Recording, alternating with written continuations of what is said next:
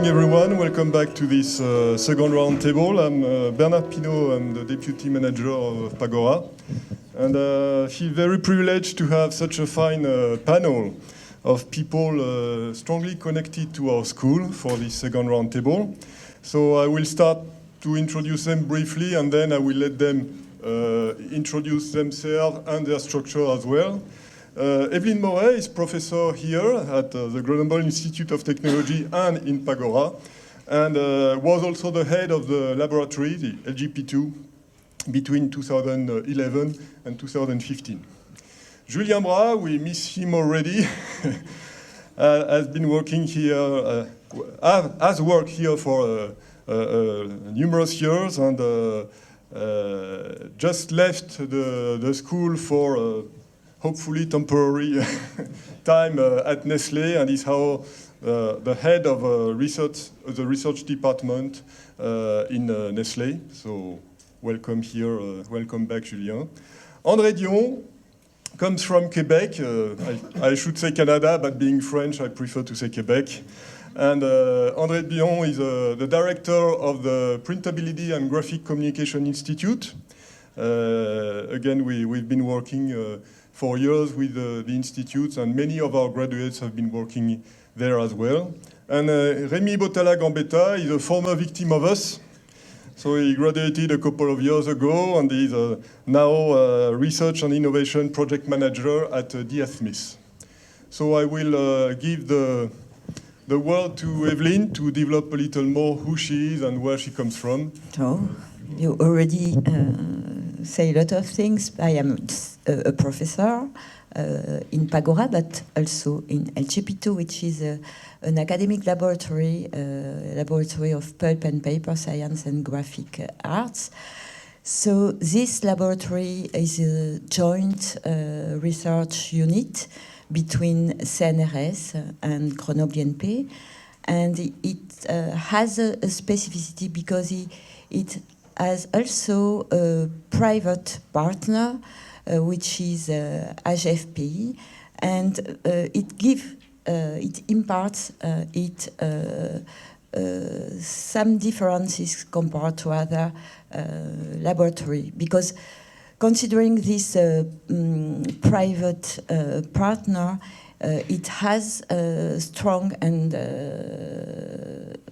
long links and relation with industry, and the sectors, the industrial sectors for this lab are well known and well identified.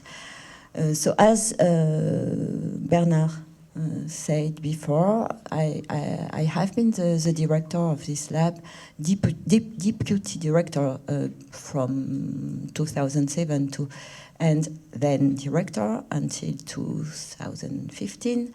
And now I am the responsible, I am in charge of one of the 3 research groups of the LGP2, MATBU. Okay, I think I finished. Thank you. So my name is Julien. I'm department head in Nestlé Institute of Packaging Science, based in Lausanne. You know, Nestlé, it's about 130,000 employees, and there are 5,000 employees in R&D. And the Global Research Center is based in Lausanne, where we are 800 people. And we have launched this new Institute of Packaging Science.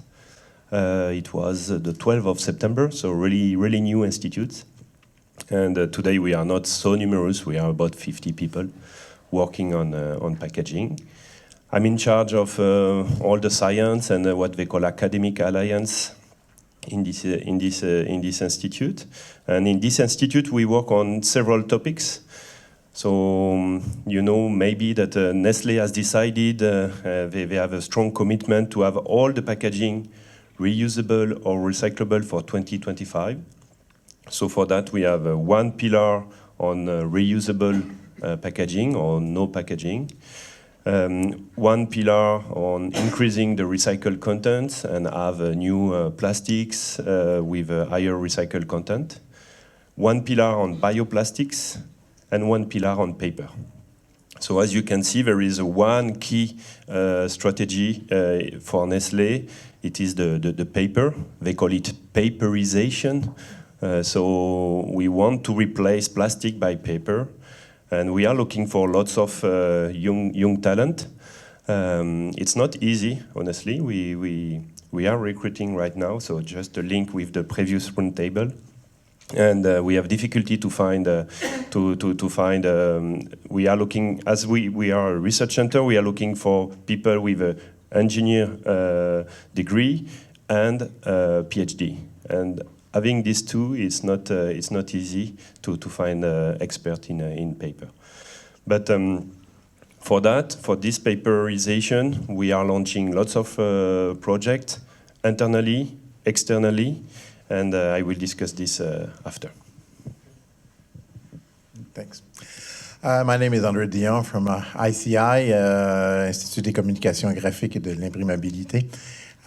We are basically a technological transfer center located in Montreal. So it's very important because we're not exactly an R&D facility. We do research, but we are more in the, we say, in the TRL 3 and over. We don't do fundamental research. Our institute is associated with 13 different universities in Canada who provide us most of the fundamental research that's come before. Basically, we work with industrial. We are a private center, so we need to find cash always to work.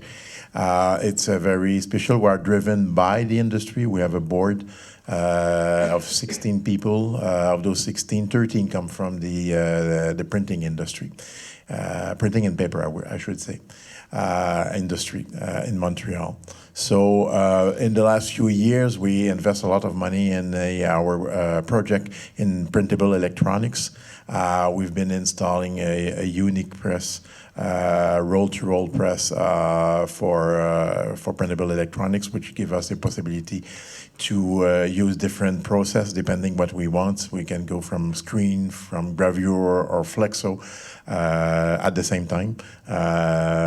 So it's very special machine, and we invest a lot of money also because we do a lot of all our ink formulation. To resume what we do in printable electronics, we work on materials, and we transfer material at a high speed on the substrate. So basically, it's dedicated for packaging industry. We work with large players in the packaging industry in North America, and we try to develop new products like batteries, telecommunication, or sensors particularly in the food industry. And we have also a part with, because we don't have students in our place, but we have a training center, which is dedicated again for industry that send us employees, or we send trainers inside the industry to support them. And we do at the same time consultation, technical support, and as well as we have a large program of a conference that we held in Montreal 3 or 4 times a year. And this is the part where most of the time we recruit our customers, because they come for attending technical conference, and most of the time they have questions or they have project, and then they come back to us. So that's the way we are working. So hello, my name is Rémy Bottalla. I'm a Research and Innovation Project Manager at DS Smith Packaging France. DS Smith is one of the leaders in the packaging industry. We develop and produce 16 billion packaging a year across 37 countries in Europe and in North America, and we are a group of 32,000 people. I work specifically on two totally different pillars. One is about materials, innovative materials to replace plastic, basically. So how, in fact, we have the same kind of the same way I like the paperization concept. because definitely we are seeing a trend, a mega trend coming from the consumer, getting in fact a lot of interest from our customer to go to fiber-based recyclable packaging solutions, and so we are trying to help a lot. In fact, as one of the leader in the secondary packaging, but then maybe the primary packaging markets could be also an interesting organic growth opportunity for us. And the other pillar is about connected packaging, and so either for in fact to our own. In fact, for smart manufacturing, for our factories to run as efficiently and to have a data-driven smart manufacturing, and also for consumer experience and how we could, in fact, create new services, added value services to our customers and in the end to the consumers. Thank you all.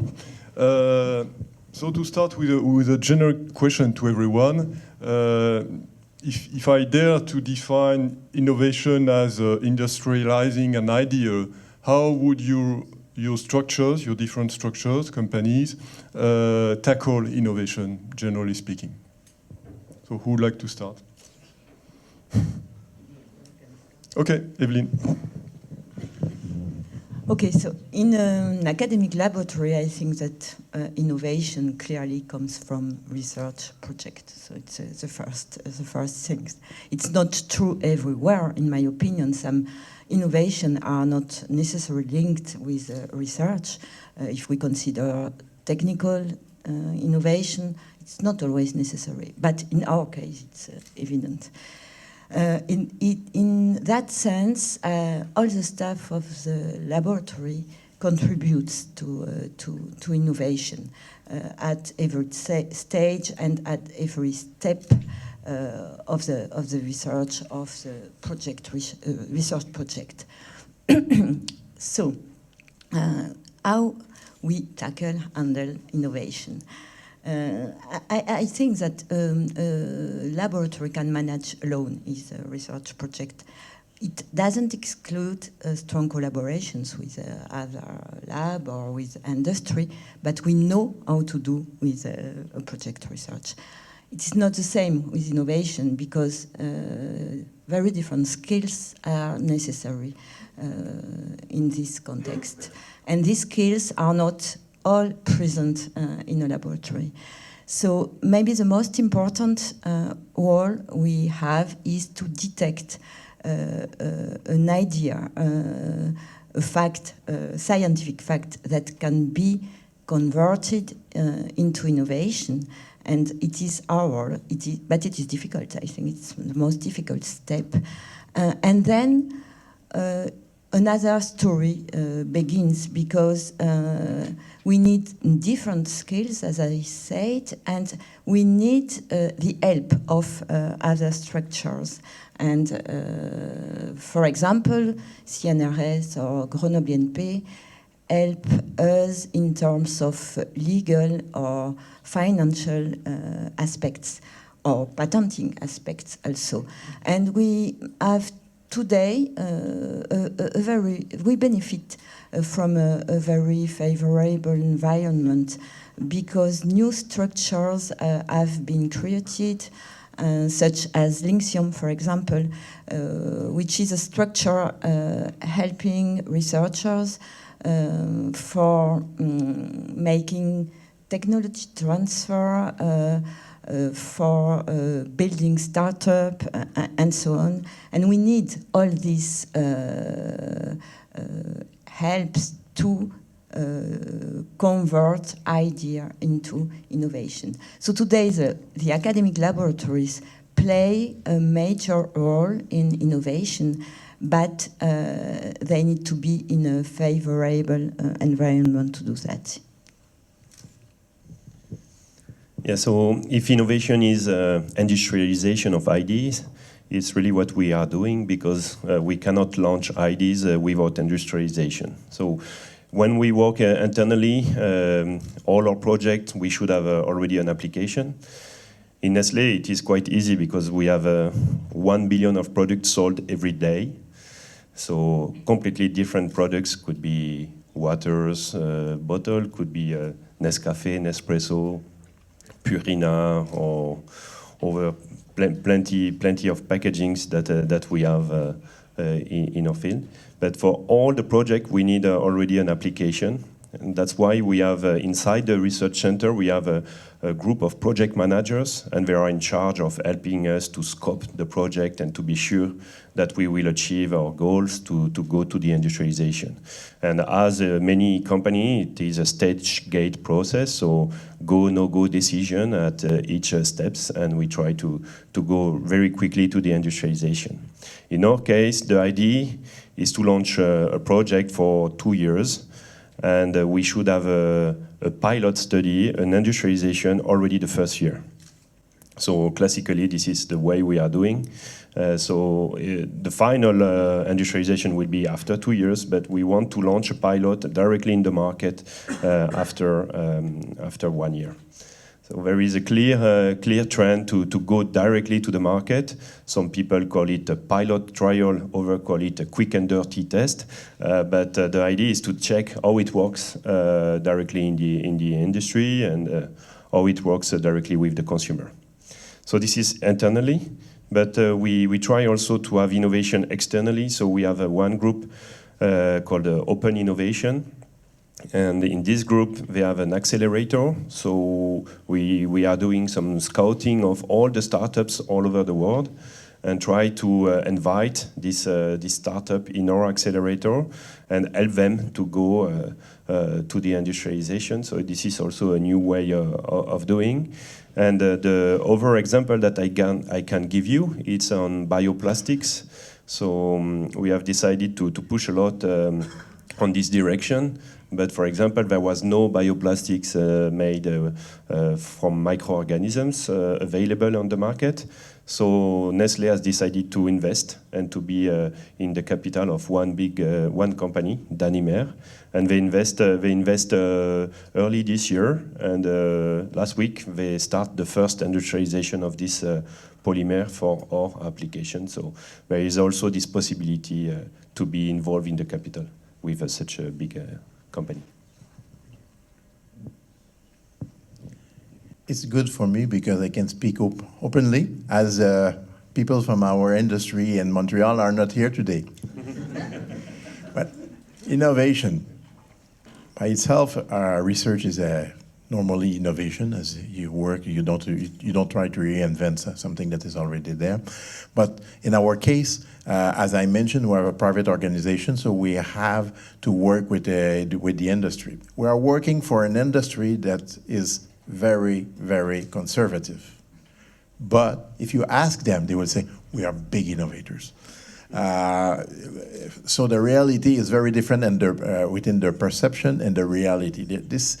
The industry, printing industry particularly, is very conservative because it's an industry that's required a lot of investment as soon as they have. So they tend to be very careful before they make an investment. They are not in the growing sector, so and it's very competitive, especially when you go in the packaging industry in today's world. So innovation is very important. We must work with them, try to have them innovate, but we know that there was always a big truth. So we have to work with them on a continuously basis to bring them to really innovate, because innovate is not only research, it's only doing things differently, having different objectives. It's very wide innovation, and same internally we have problems sometimes, because I find out that sometimes our people, same in research, they have other objectives for a new project, but they tend to use the same way to do it. And sometimes we have to move that and to innovate also the way we're doing, the way we are dealing with companies, how we structure the investment, how we structure the objective and everything. All these parts has to be moving all the time. We have to innovate, and it's very tough to continue, but it has to be done. So for us, innovation is at the base, but it's not easy to convince and to be sure that the company not only will have the word, because the word is easy, but doing it is another story. And at the Smith, innovation, our core business, and the core thing we propose and we offer to our customers are in fact short-term innovation, and we are making innovation and innovative projects every single day in our design offices, but it's about in fact in weeks, in months. But it's our core business. 10 years ago at the Smith, in fact, we had two different timescales. So really short-term innovation based on the customer brief. We need to answer rapidly, efficiently, cost-effectively to a need, and then really long-term innovation. Without this approach, without trying to get as fast as possible in a quick and dirty way to the market, and so really a lot of projects failed. Then came in fact the external growth. Innovation 6 years ago at the Smith was definitely about external innovation, external growth.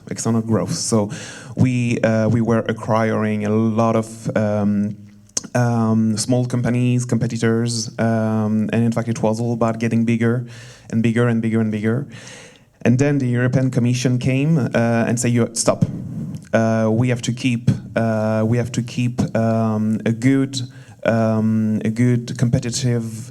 competition level on the market."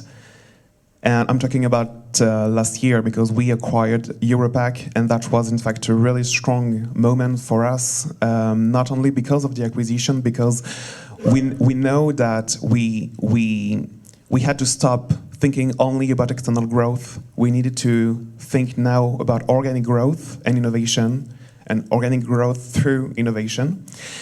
And so we completely restructured the group and the way we are doing innovation across the Smith. So we are still doing innovation every day in our design offices, but we have now 3 entities recently created to handle and tackle innovation. So the first one is also is always about long-term projects, long-term objective, and long-term projects, but with a totally different way to try out on the market as fast as possible to get convinced that we are on the right path to the market. And so, for example, I'm in charge of this kind of delivery management to make sure that in fact our long-term projects make or will make sense to the market. So it's definitely, for example, the project about innovative materials.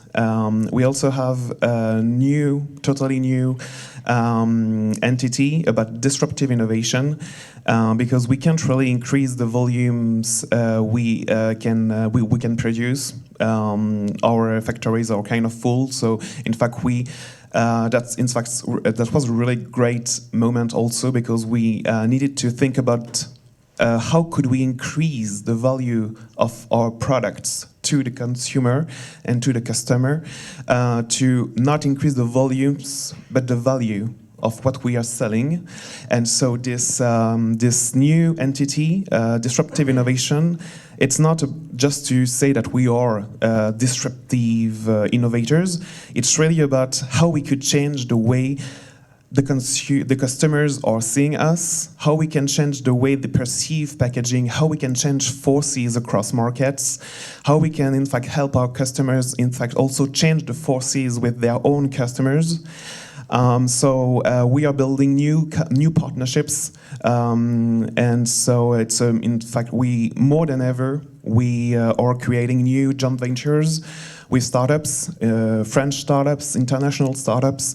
I'm working with, for example, Station F, who is which is one of the largest incubator in the world, specifically about startups that could help us about smart manufacturing and also smart packaging.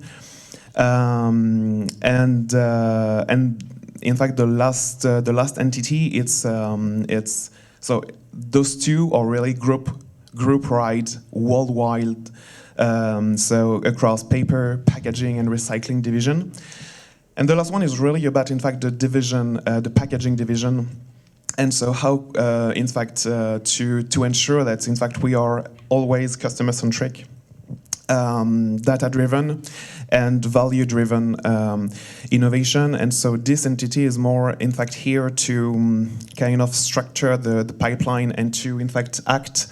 As you said, we are also in a stage gate process, and so this entity is here, in fact, to say we are ready across the packaging division to take your products, take your materials, take your, in fact, what you are dealing with. In fact, okay, we think the market is ready. Let's set up a proof of concept and a proof of value as soon as possible. And so we are also trying to set up proof of concept in really few months to get traction, in fact, to validate a commercial traction as soon as possible. Thank you. We can already see that there are many ways of tackling innovation, and especially according to the environments you're working with. Talking about environments, maybe I have a question for Julien. You are a global company selling, I heard, 1 billion products every day. So in many different countries with many different types of societies, types of cultures. And how can innovation reach the different societies and cultures in your company? Yeah, it's a hot topic today in our research center, because we are the global research center of Nestlé, so we should think globally. Actually, in my team, I have one person in Singapore, one person in USA, one person in Brazil, and one person in Africa. So we have every week meeting with these people. They are based in these countries in special centers, and they try to do the same research than us, or to help us to be in contact with the expectations from the market, and expectations also from regarding the converting facilities and how we can do like that. So we try to have this global view, even in the recruitment. Just once again, going back to the previous roundtable, in the recruitment we have some. It is mandatory to have diversity in the different rooms. So, for example, when we will recruit a person, at the end we will have 4 people for the final round, and in these 4 people we should have a minimum one person who is not from Europe, and one person who is not a male, so a female, woman, like we discussed just before. But that's the diversity is also important regarding the global view of research. I say we are the global research center, but there are 27 research centers all over the world, focusing on one business. So, for example, in US we have one research center focusing on food. So all the food applications of Nestlé will be there. And we have a regular meeting every month with these 27 research centers, just to understand what are their expectations. And just a short story. We were discussing here in Europe about a new solution, biodegradable, biocompostable, and this solution looks like very interesting, and I proposed this solution to the Americans. And they say, why? Why you want to sell us a biodegradable and biocompostable? We want a plastic, and we want something coming from petrol. It was really funny to have this discussion, because we have 2 centers in US, so one in the middle of US and one in the West Coast, close to San Francisco. And it was a strong discussion between the 2 centers about this point. And so it's really important to have this feedback. And another story is we have developed a packaging which was a barrier. It was a perfect packaging for chocolate. We were very happy with this packaging, and it was recyclable, and it was paper-based packaging. But as soon as we go in Malaysia, it was not at all good enough because the humidity was too high, the humidity rate was too high. So all our standards are closer to the humidity countries to check the barriers, and it's not easy actually. Thank you. A question for Evelyne. So in the laboratory there are PhD students and postdoc students. How can a laboratory and the research activity in general train these students toward innovation? Yes, it is a difficult question. Sorry about that. Because the first question I had is, I was not sure that we train new researchers on this specific subject. But I think it's more, and why? Why? So I spent time to find the difference between innovation and research. So we can discuss about that hours, days, and it's not the objective. So I tried to find a very simple approach. Simple, it's not always truth. I'm sorry for that, but we will try. And the most common answer to that is that research needs money, funds, to provide knowledge, and it is its main ultimate goal. And innovation needs idea or knowledge to produce money and value creation. And it is the two ultimate objectives. So it's quite different, and the skills are really quite different.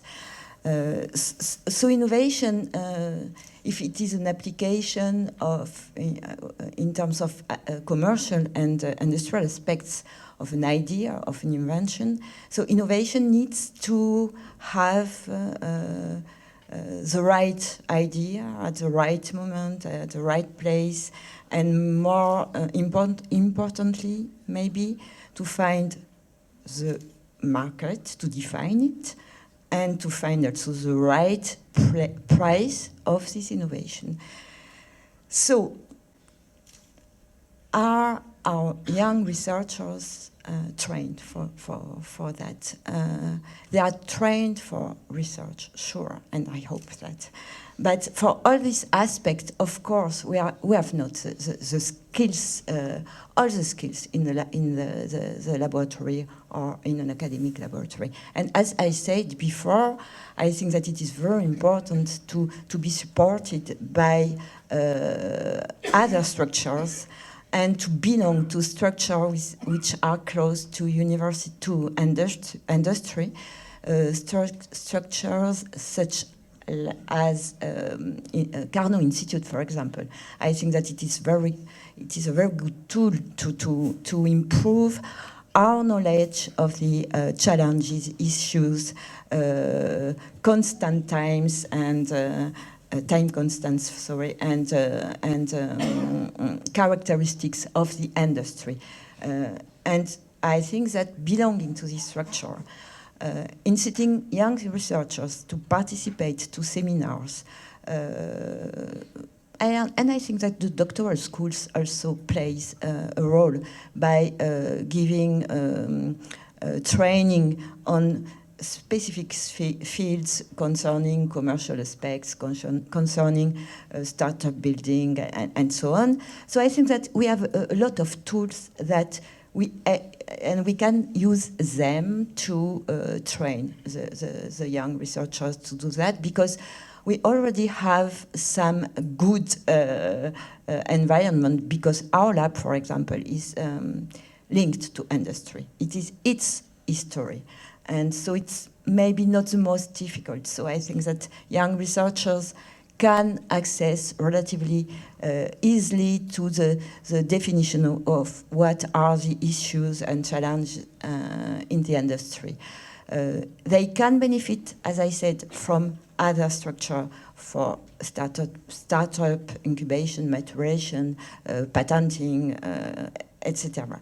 So maybe the most difficult thing is to help them to detect idea, to detect invention, to detect what is in their research potentially transferred to innovation. So I think that it's a way for us to help our young researcher to have a better understanding of this world. Thank you. You said I had difficult questions. I have a good one for Rémy as well.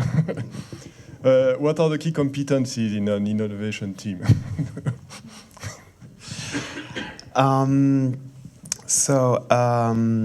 I could get into details about what we're doing at the SMIS, but it won't be relevant for the different industry sectors represented here. And so staying at and sharing a more general point of view, innovation at the SMIS is really, in fact, answering customers' desirability with the right technical feasibility and the right economic viability, but it starts with the customer's desirability, and so there is obviously and for sure a need in know-how and expertise, and we need expert. And I agree with you. We can either, in fact, have this kind of expertise internally, or we can, in fact, work with others who have. For example, I rely a lot on the Lexium, also, for example, working with startups in Grenoble. So definitely there is know-how and expertise, but the really core competency. The really core competence for an innovation team. It's, in fact, that's why I live. It's the know-how to be, and the know-how to be. I mean, in fact, the ability to understand, to fully understand, to have an in-depth understanding the consumers and the customers' requirements, even in fact in what they're saying, and also the latent needs that are not expressed. And so to have, to be able to listen to and understand that, to make sure that in fact we're going to get in fact a market fit and a customer traction onto the market. And you can't really learn, in fact, the know-how to be. So that's why, in fact, we have two totally different kind of people in design offices and in the innovation team. In fact, the innovation at the group level, we have two, in fact, a totally different kind of people than in design offices. And basically, it's in the ability to, in fact, look deeper and look further in the ability to understand the markets, understand the customers, understand the consumers. And so, in fact, more than ever at the SMIS, innovation is linked to market trends, to global trends, to micro trends, and so it's definitely more about the how to be than the know-how, because we can hire experts, we can work with experts to be able to do things, but we need a real and strong and bold know-how to be, to know what we want to do. Thank you. André, you mentioned that you were working with a conservative industry. Your institute has evolved quite a bit since its creation in 1996. How do you manage to hold your industry's hand and take it toward innovative applications? That's a very good question. Effectively, we have known a very large evolution since the beginning. And matter of fact, we are a total different organization today. The thing is, it's a conservative industry. We have two ways of looking at a project. Sometimes we push or sometimes we pull. Evidently, you must understand that we prefer that the companies call us and ask us exactly a project. That's the ideal world. Except that if we are just waiting for that, we would be waiting for a long time. So we have to push. When we push a project, the first thing that we need, when we prepare that, it's a big effort every time. And we need to prepare, I would say, we need to have at the beginning a roadmap where our push will become a pull sometime down the road, because it doesn't make sense just to have people sponsoring research. At one time, it must be applicable for them. So it's why when we work usually with our industrial, when they come to us or that we go to with them, we always work not only to prepare the project, but we always also support them finding financial support from government. We have a lot of programs in Canada available for companies. I would say that normally companies that come to us for a research project, we will be able to go to, for each dollar they will invest, they will receive $3 in government support for large corporation. And for SME, it will be $1 for $4 of support that they will receive easily, sometime higher. When we do a push, normally it will be more a kind of sponsor, so sometimes it's marginal. It's all that we need is to have someone on board that justify their presence. Evidently, the condition won't be the same. Sometimes they don't have the IP or not complete. But we have really to work with them. The other thing that help us in our case also, when we prepare a project that we want to push, as I mentioned, which helped me a lot, we have a board with 13 people that are really directly involved.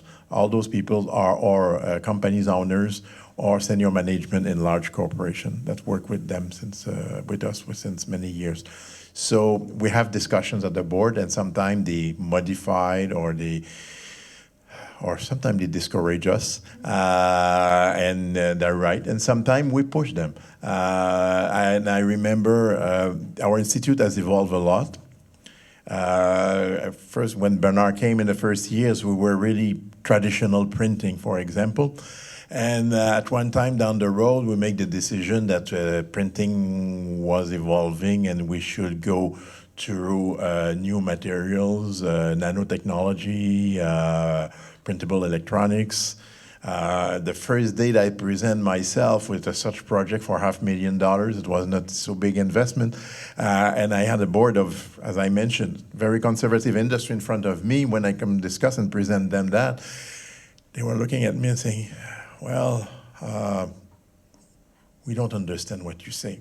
We have no clue where you want to go. But I had the chance, they says to me, okay, but we will trust you. Try it, but we have no idea where you're going. But it's working, and today's it's most of our business is coming, and most of our revenues, I would say now it's probably around 70% of our revenues come from those new technologies, because we had to bring those people learning that they had to do something else with their printing equipment. There was a lot of possibilities, and they have to think another way. And now we have more and more people involved, and we learned during that period because, as I mentioned also, we are a technology transfer center. So for us, we ask money. It's very important because we are 80% self-financed, so we really need the money. But now we are asking more and more to the companies to get involved directly in the project. Sometimes it's their staff are coming. When we do, because we industrialize, we must understand that we are, as I mentioned, to the TRL 3 and over. So most of the time, the biggest part of the work is done, it's on industrial press. Those trials are very expensive. Our big press, when we start up, it's at least between 15 to 20 Canadian dollars. And sometimes you start it up for nothing because you see that you have to redo it. So it's very important that the employees of our customers get involved. Sometimes we do some testing at their own facility because they will have to handle after that. Our objective is not only to create something or to develop something, but we must at the same time to transfer that technology or that IP to the customer. So they must be able to produce it after. And last thing that we have, which is very important, I know because we have a lot of discussions with our university partners, which sometimes is very complicated because, believe me, working with 13 different universities, when you discuss about policy on IP, This can be a nightmare. There's a lot of lawyers that have an implication. But in our case, all our part that we develop, we have one policy. IP goes to the company. One of the reasons behind that, it's IP, particularly for SME, if they don't own the IP, they won't be able to find venture capital. Because the first question that someone that wants to invest in a company will ask, okay, that's nice, you have a nice technology. Who owns the IP? On the other side, if we keep the IP in our institute, that's nice. That's a nice frame in my office, but that's all. If I transfer it to a company, they will create job.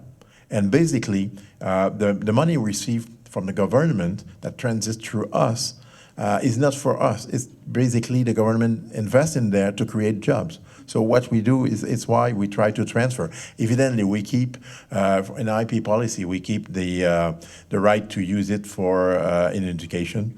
We keep it for our research. And we have a clause that says companies, after the end of the project, they have to pay us, first of all, evidently, we need to be paid. And they have 24 months to commercialize. If companies decide to don't commercialize, we bring back the IP and we can do whatever we want. So we can go and see someone else that would like to do it. We want to avoid that someone finds something interesting, but not enough to commercialize it, and that it stays in the drawer again. So this is the way we are really interact with our customers. But most where we have lots of successes, it's more we have customer involvement inside the project by itself with our teams. Sometimes they have their own research facility where we interact. We have one customer has his own facilities in the US, for example, because in our case, we modify the materials because we have big labs in ink formulation, but we don't touch the substrate. But we work with they have the labs in the States in their case because they are the third largest flexible packaging producer in North America, and we work with them. So they create substrate that we need according to what, and then after that we do the transfer, I would say, from our material to produce the final product. Thank you. Very, very interesting.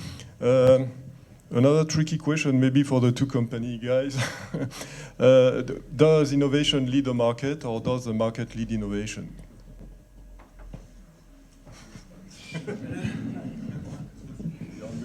And one small comment about my previous answer, coming back to the know how to be, that is in fact, yeah, the real core competence for our innovation team is to be open-minded and agile, because even if we can do market studies and we kind of, in fact, we're trying to de-risk as much as possible our hypotheses at the beginning of a project, reality bites you. And I'm living currently a really interesting project where, in fact, our hypotheses were false, and we really have to be open-minded and be able to be agile to pivot to the project, because we're not seeing any more value creation on one particular market segment, but in fact we are getting to know where are the real value creation opportunities we might have with this project on other market segments. One of the guy I'm working with on this project, so we were at a date point on one market segment about this project, and he said, okay, just we give up, no go, we close the project. And I said, why? In fact, we are now seeing more perfectly and more clearly than ever through, in fact, getting into a proof of concept and a real case scenario with real customers. We are now seeing more clearly than ever where are the value creation opportunities. And so pivoting, it's definitely about innovation, but it's definitely the know how to be that we have to do and to be. So Short answer for us, innovation is about answering customers' desirability through technical feasibility and economic viability. So it always starts with customers' desirability. So short answer for us, it will be, in fact, market leads innovation. In our case, in fact, we are working on the disruptive technologies, on long-term prospective projects, and so on and so on. But in the end, when it's kind of, in fact, inventions. And when it comes to innovation, to bringing on to the market a new solution, creating value for our customers and for the consumers, getting a product or a solution onto the market will be, in fact, is it desirable enough at the right price for our customers, and is it desirable enough for us to, in fact, make it profitable in the way we could do it. So we are working on invention a lot, and for the next 10 years, but innovation would be more a market-driven, definitely a market-driven approach. Yeah, as I said before, we have this global research center in Lausanne and 24 research center per business. So in the 24 research center all over the world per business, market-led innovation. In this case, it's really what we call development.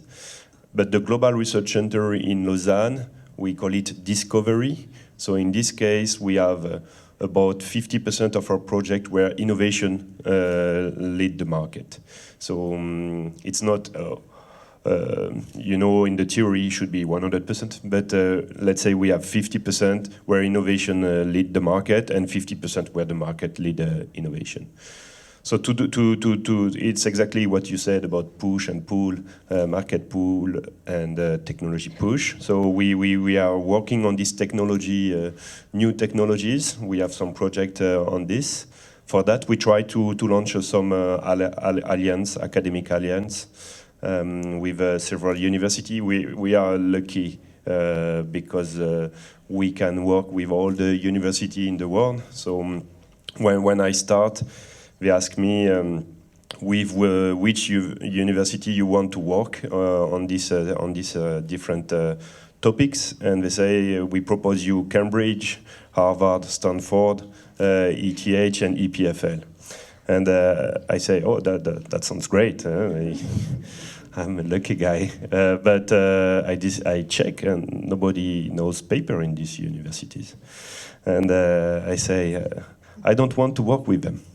And they say, come on, we are the global research center. We should launch project with them. So we managed to launch project with some big university. I cannot announce today, but it will be announced in December, like a very big long-term project with one of the top universities. But I say, okay, now we are also building new materials, new expertise, and we should work with really the university which are expert in this field. So I have listed the top 3 in paper. So Grenoble is in. And I list also the top 3 for the technical centers. And the idea is that we will launch at least 2 projects with 1 or 2 of these partners. So and the idea is to have some short project just to see how it works with these partners. Can we trust these partners? Can we have a quick feedback? But can we see expertise and science? And go further. And we have also 2 people in the research group that are working on scouting technologies, and we really would like to be the leader in some new technologies for paper, to have this high performance paper and highly recyclable, but also new technologies for bioplastics. That's really our 2 pillars. So we are working with also machine producers or new technology that we can provide to the market. It's not easy because we are not producing packaging. So we have to work with other partners. So it's always a party with lots of people. And as you said, it's not easy when we are numerous in the room. So we should discuss all in details and be sure that we will keep this this lead, because Nestlé want to be the leader in this new packagings. Thank you. Maybe it's time for questions in the room. I have a questions for you, André, which is a little bit wider than what we have discussed, and which deals with the comparison. If you have some, let's say, knowledge about comparison between North America way of doing and Europe in terms of the time and the way of doing, from the innovation to the concrete money. Because we have a joke in Europe. I don't know if it is always true, but which consists in telling a good idea. You need an European to draw all the legislation which is all around. You need the Chinese to copy it, and you need an American to make money from it.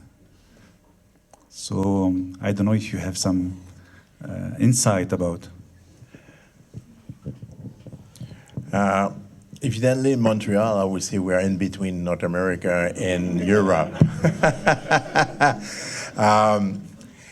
But also, we have to deal because in Montreal, we are in Quebec, and we are in Canada. So we're working, and the way of thinking of the English side of Canada is very different than one it is in Montreal. It's clear. We can see it because every time we do meeting, and it's complicated in Canada because, for example, for the strategic network, every time we do a meeting, we have to fly over people from across the country. Around 40,000 euros per meeting, I would say it costs. So it's a very complicated. Our companies want to make money, that's for sure. They won't invest if they don't think they make money. If I go back to my nanotechnology project at the beginning, at my board, evidently I asked them $500,000. Now we are 7 years later. They invest. We have been investing probably 5 or 6 million since that time. In that, I asked for 500. The thing is, we must work with companies at their speed. Sometimes they want to go too fast. They want the answer for tomorrow. They want results too quickly, and it's always a challenge for a research facility, because when you try to sell the project, I have to say I'm at one point down the road, they ask me how much. I need to give a price, and after that they say, what is the deliverable? The deliverable is perhaps nothing. We're in research. I can guarantee it will work, perhaps, and this is why you say it's very complicated in the conservative industry, because when I explain, someone says, okay, I need $1 million to work, it will take 3 years, but I cannot guarantee it will work, because it won't be any more research. We hope, we expect, we have good chance, so most of the time we're trying to work on, because with companies we've seen, they like that we can work on a yearly basis. But they have to be aware that it's step by step, but we try to don't go further than 1 year most of the time with them on projects. But it is always a big challenge. Generally, it is, let's say, a thinking way of telling that North American takes much risk. I would say they take less risk than in Europe, because they are like more American. Americans have the same kind of problem. I had many discussions. We have the president of the board of our strategic network is Richard McCulloch, which is vice dean at Harvard Research for Harvard University. So you know well better than me the American system, and because it's on the American system, and then we have a little bit that kind of things. They always work for them. The next 3 months is now. The next semester is midterm, and the next year is a long term. This is all they are looking at. They need profit for their shareholders, and they really need this. So it's very hard to bring them on long. They have some companies that will be doing it, most very large corporation that will be able, but you will be surprised that sometimes same large corporation has a very short view because they want money too quickly. And there's another thing, because I remember one time I was meeting with a CEO of a multinational company, and we're discussing about research. And at one time down the road, he says to me, we don't want to do it because it's easy. Do it with startup companies. And if it's work and it's good, we buy the company. I have no risk because when I buy, I know exactly what I buy. When they buy services from us, they don't know what will be the results. So this is a thing that we have to work. But on the other side, as because we have discussions with the government, and we have to. It's why it's so important to have good startup companies. And we have to support those startups always, because yes, they can sometimes be able to find enough money to develop something, and yes, probably that a multinational will arrive down the road and buy it. The biggest risk for government, you don't know who will buy, and evidently, if it's a Canadian company, we wanted to get developed again. I go back to the reality. It's create jobs.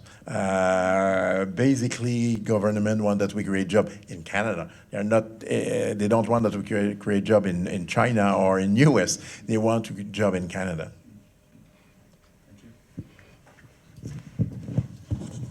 Thank you. Any other question? Thank you. I have a question about the place of just an engineer in the research and development field, because Julien, you said that you were looking for engineer and PhD student, and is it mandatory in this kind of industry, for example, for a young engineer at the end of Pagora or any other engineering school that wants to be involved in the research and innovation field? Is there some room for this kind of profile, or is it mandatory to have more PhD or things like that? Yeah, so as we are a research center, we really look for PhD people with experience in the industry, with an engineer bachelor, and young and with high soft skills. So, you know, this, the leg with 5 ships.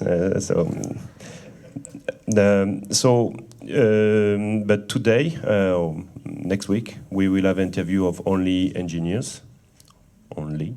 We will have interview with engineers from this school or from Germany and from Finland, because we are looking for experts and we do not find enough good experts. So sometimes we can have some people without PhD, but it seems. I discussed with another guy in another group, and he said he started as an engineer, but after a few years in the research center, he had the feeling that if he wants to carry on, he needs to have a PhD. So this is changing, and in the industry, I think they really look for PhD researchers. But maybe you can say. No, in fact, the same. If we can't between an engineer and an engineer with a PhD degree, we're gonna go for the PhD. In fact, if we have the chance to get 2 profiles, 2 great profiles, but 1 PhD student, we're gonna go for the PhD. In fact, I'm talking for my team. Even if I don't have a PhD, but I'm not doing the research myself, because in fact we want experts, and we want experts able to in fact simply talk to researchers in academic labs, and it's so much easier for us getting PhD people in our end to be able to communicate, work, talk to people in academic labs, to create really strong relationships and great academic, in fact, academic work plan for, in fact, a 3-year agreement and so on and so on. So that's not mandatory, but we would definitely go for it if we can get a PhD student here. I have a question about your innovation teams. And the question is, do you provide them with a healthy environment to innovate? Because for me, you can't just hire someone and say, go ahead and innovate. And that's it. Well, we need to define what healthy means, but anyway, who wants to answer?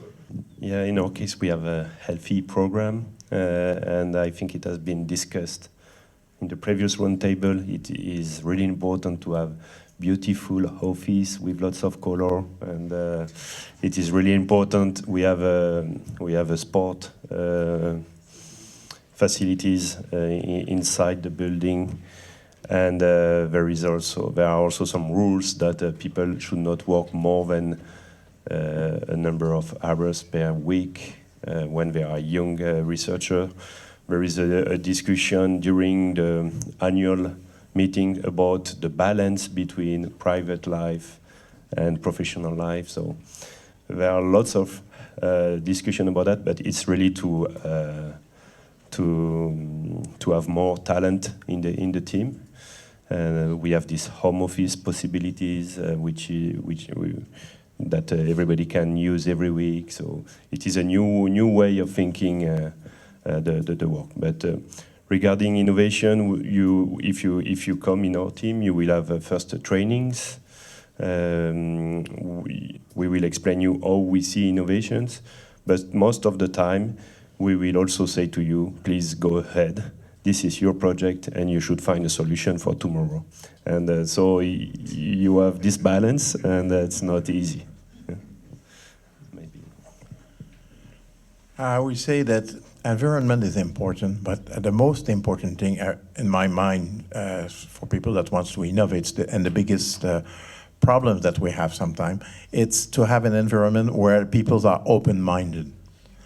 Because it's not a question of colors of the office or same of salary of anything, but sometimes young people will arrive with new ideas, and the biggest thing is to get sure that they will be listened, that the people will be open-minded, where they says, well, we always done that or such a thing, and it's always worked, but sometimes it's not anymore the case, and we don't have to wait, it has to be done. So innovation, in my mind, the most important thing, it's the people with whom you will work, if they are open to innovation, not only because everyone is for the virtue. So who is against innovation?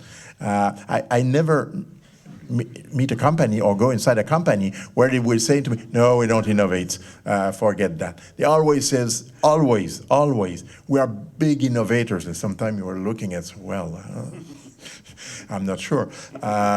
So it's why the human environment, I would say, is the most important, to have people around that are open-minded, the innovation, because innovation means also always risk.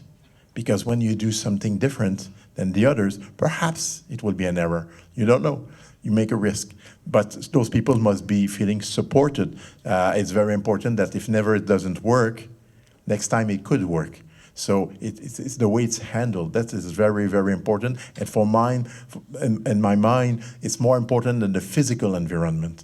It's the human environment around it. And it must be, the innovation must be very a question of not only, it's really must at the base of the company, and the people around really must be open-minded, because it's tough. It's not easy. It's so easy doing the same thing all the time.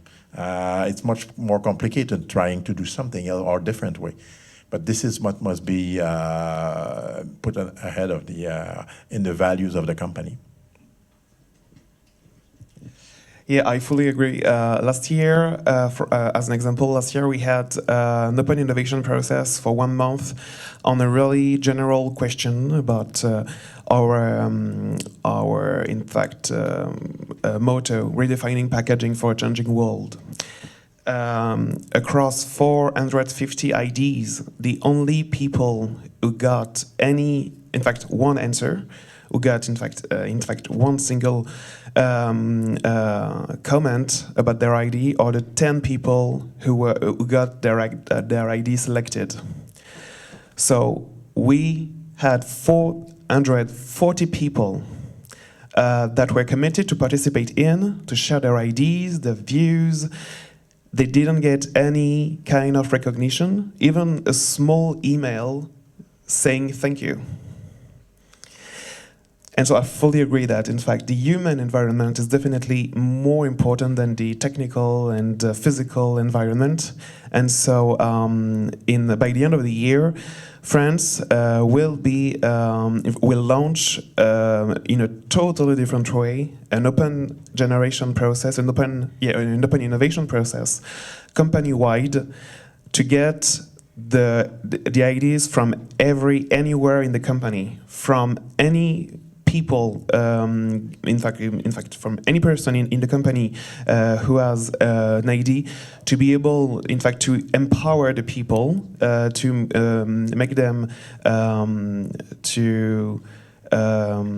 so people could participate in, and we will make sure that they're gonna get always an answer, a comment, and we will also. And it will really time-consuming at the beginning, but we will make sure that every single one, in fact, first gets an answer, and then if the ID is selected, that the person will be involved in the process, will be really, in fact, a partner of making the ID a real project, then maybe an innovation, and so it's definitely about the human environment, and in fact, getting people involved, and also recognition of our people. What would be your advice to our Pagora students, engineering students or PhD students interested in innovation, in going into innovation? I heard open-minded, so I think that would be one, but anyone can answer. I think that the most important driving force in innovation is creation of jobs. I think that it must be the ultimate goal of everything is interesting in this job, but the objective must be jobs creation. If I have an advice for the young students or the PhD, I would say, please don't forget the soft skills, because when you do a recruitment phase, at the end, we consider that the last 3-4 people among the 100 who has applied, the last 4, we consider them as experts. And how to select the best one, it will be the soft skills. So we discussed about language before, but also how to handle interactions with people, how to show that you are dynamic, motivated, and that you want to go further with this company. I totally agree. Soft skills are much more important, because balance you can learn after that. We can transfer it to the person. I always remember something long time ago. My first job, when I've been hired, they sent me to meet a psy to have an evaluation. And at the end, after 1 day of interviews and testing and everything, he finally says the same. The one thing that's driven me all my life, I would say. He says, it's easy. You have strength and you have weakness. Use your strength to do your career, as long as you control your weakness. Don't try to eliminate them. You will always have them, but control them and build on your strength. So make your choice according that when you will have choice to do, and try to know yourself before and get the right choice at that time that fit with what you want to do. And 2 pieces of advice, as Steve Jobs said: stay hungry, stay foolish. It's a nice final comment. I would like to thank again our speakers for their input, for coming from far away as well. We appreciate it, and it was very, very precious to us. And please join me in giving them a round of applause.